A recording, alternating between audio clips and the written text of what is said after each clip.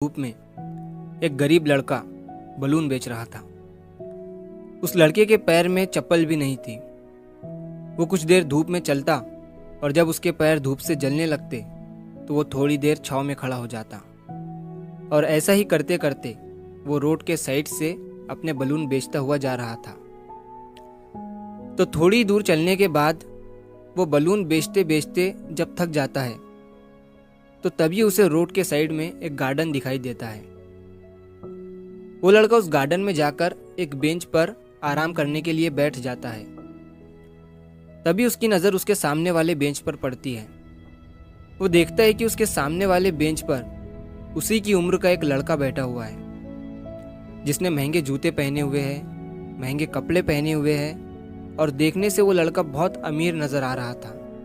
तो जब इस गरीब लड़के ने उस अमीर लड़के को देखा तो इसने ऊपर देखकर ऊपर वाले से कहा कि आपने उसे इतनी अच्छी ज़िंदगी दी है और मुझे इतनी ख़राब। आपने उसे इतने अच्छे जूते दिए हैं और मुझे चप्पल भी नहीं। उसे आपने इतने अच्छे कपड़े दिए हैं और मुझे फटे हुए।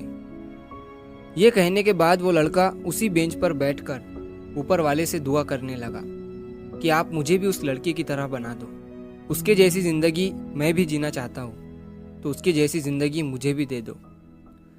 वो लड़का ये कहता हुआ ऊपर वाले से पूरे दिल से दुआ करने लगा और अचानक ऊपर वाले ने उसकी दुआ सुन ली और उसने जैसे ही अपनी आंखें खोली तो उसने देखा कि वो अब उस अमीर लड़के के शरीर में आ गया था।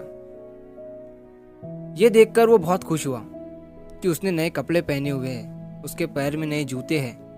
फिर उसने जैसे ही उस बेंच से उतरने की कोशिश की तो उसने ये महसूस किया कि उसके पैर हिल नहीं रहे थे। उतने में ही उधर से एक ड्राइवर उसके पास एक व्हील चेयर लेकर आता है।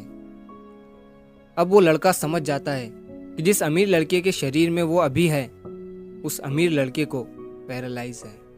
ये देखकर वो लड़का हैरान हो गया और उसकी नज़र फिर सामने वाले बेंच पर अपने शरीर पर पड़ी, जिसमें अब वो अमीर लड़का था और वो लड़का अचानक उछल कूद कर रहा था। उस लड़के ने फिर से ऊपर वाले की तरफ देखा और कहा कि मेरी ज़िंदगी तो इस अमीर लड़के की ज़िंदगी से लाख गुना अच्छी थी, मुझे फिर से अपने शरीर में वापस भेज दे।